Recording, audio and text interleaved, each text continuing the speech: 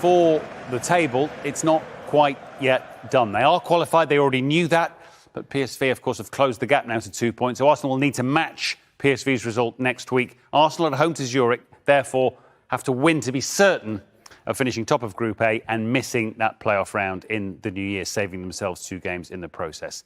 So a win next week now required after tonight's defeat. Joe and Martin have been watching with me. Martin, bad night? Yeah, disappointing. First defeat in 10, as we know. They'll be hurting in that dressing room. I think he made 5 changes before tonight's game and thought that was going to be enough. He believed in the players and it didn't work out.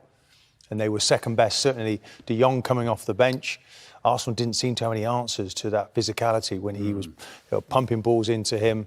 The atmosphere was difficult for them. And in the end, it's one of those they're going to have to go away and lick their wounds and come back strong at the weekend.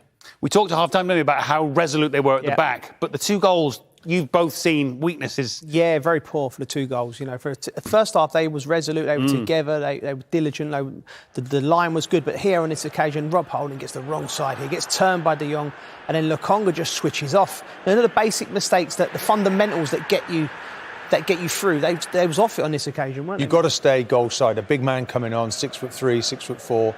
Holding's got to come across there. Yeah, he sees him. Yeah, in that sort of position, just be behind, but you can get protection. Lokonga could do more, actually, with the initial ball. And then he just switches off, Lokonga. He's got to be breaking. He's got to be breaking every sinew in his body to get back there and get a block in. And it's just an easy finish in the end. Goalkeeper really no chance. But he shouldn't be getting that kind of space. That clip there, if like Mikel Arteta shows that to his players and about the details and the fundamentals, if they was to nail that down like they did in the first half, they come away with a point in this game, or they win the game with some bit of magic. But there's more questions and answers for him tonight.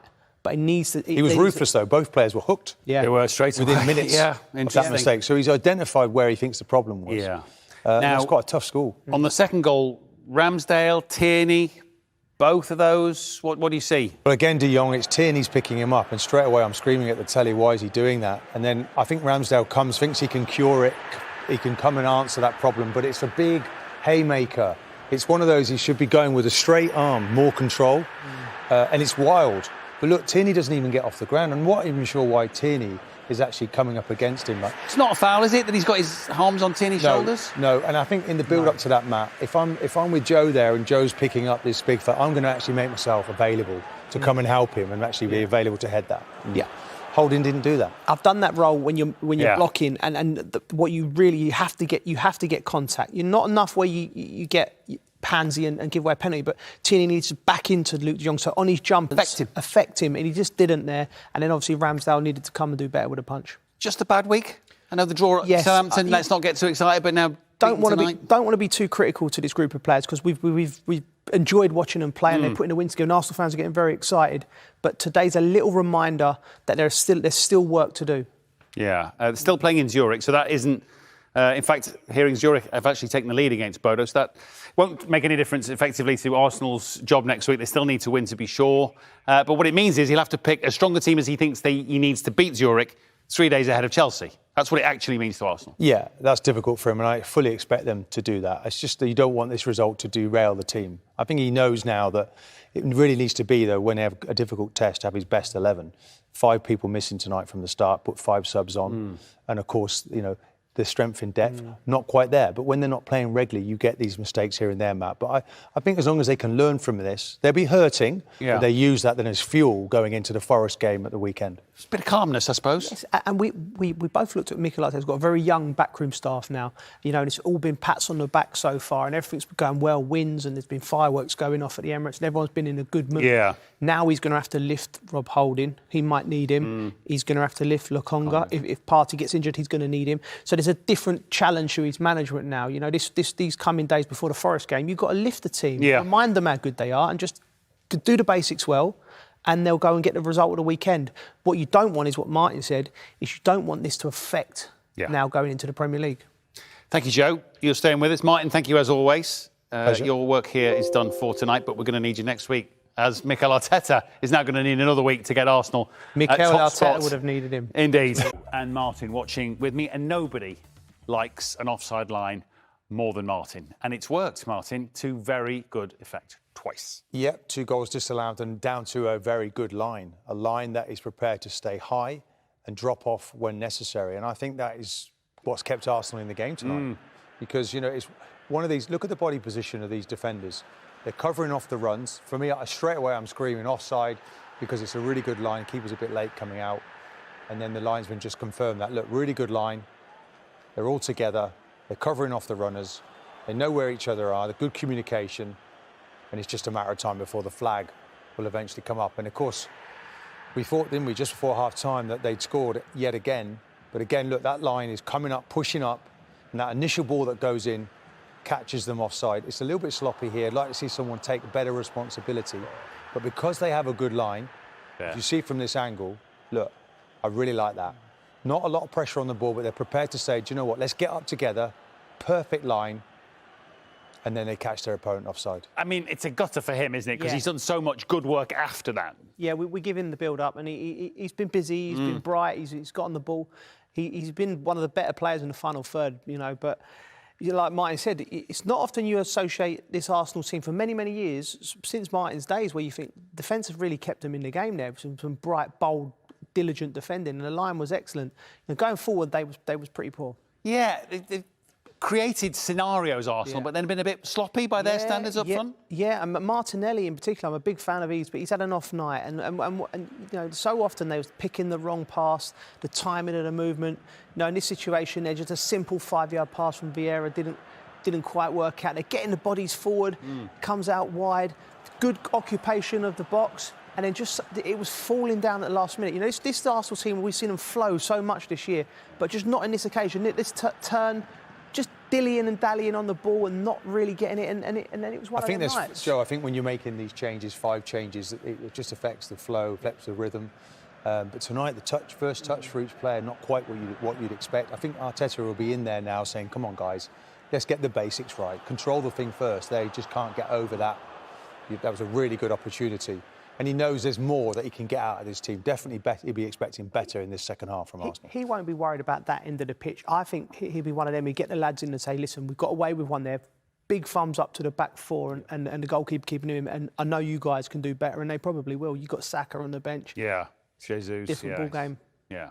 He's off again. He doesn't hang around, Mikel Arteta. Well done, Becky. There's the team, Martin. Now, they don't do draws, really, Arsenal. Certainly haven't done for a while, although they did at the weekend. Are we getting a little bit exercised about a 1-1 at Southampton? Is everyone getting a bit carried away? Yeah, of course. I still think it was a very good performance. Maybe the players were getting a little bit tired. People don't like talking about that, do they? Young men, paid a lot of money. But, yeah, it comes into it. And this is a really good examination for this team. This is what I would call a proper European fixture tonight. He's gone strong again. He needs to keep that momentum going. And if you think about the development of these players, this is a good one to have. Great atmosphere there tonight.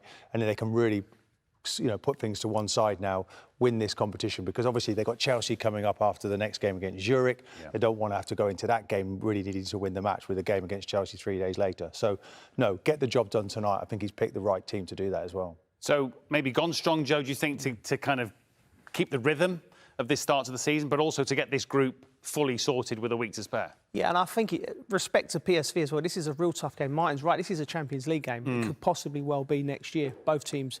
I think I like the look of the team. Martinelli coming in, I think he'd have had both things in mind. I think he wants to get it put to bed, like Martin said, before the big Chelsea game was coming up, which is a big test for them. But also, I think he likes his rhythm. He likes his rhythm. When these players are playing well, just let them keep going, let them keep playing.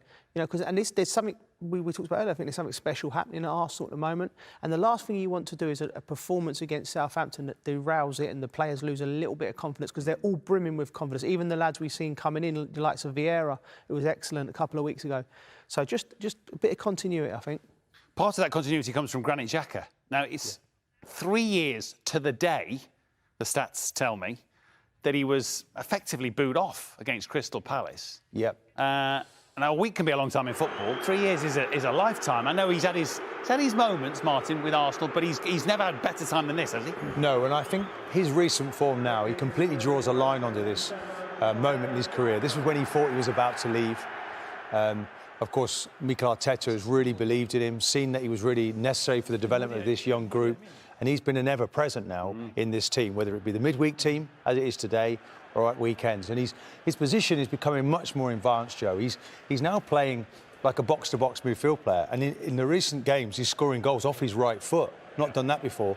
2 in 2 in the similar position, and I think he's just been given that licence now, a bit like the Man City midfield players do. And I'm going to say Arteta is copying a little bit what Pep Guardiola does. Midfield players either side of a deep-sitting player get forward, and now Xhaka is doing that very well. I imagine midfielders love that, don't they? Oh God, he'd be loving it. I mean, he was seen early on in his Arsenal days as a bit of a destroyer, someone who would break up the play and lend it. But I think having Martinelli outside him, which constantly keeps the opposition honest, allows that little pocket for him to run into and score goals. He's a good finisher. He's a lovely technician. We've seen him score some worldies in his career.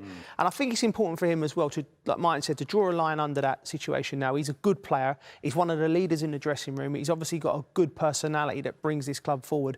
And I think he's so important for this club. But I think we just be happy if you're an Arsenal fan, an Arsenal player, on what he's doing now. You've got to get the balance right. Because, as a midfield player, I would like my midfield players. I had Manu Petit and Patrick Vieira. So I want them to come home, sit there occasionally, pick and choose the right times. And sometimes against Southampton, he was in Martinelli's space, and it was breaking down. So he's got to get that right. But he's certainly developed in a way that we never expected 3 years ago, and fair play to him for doing that.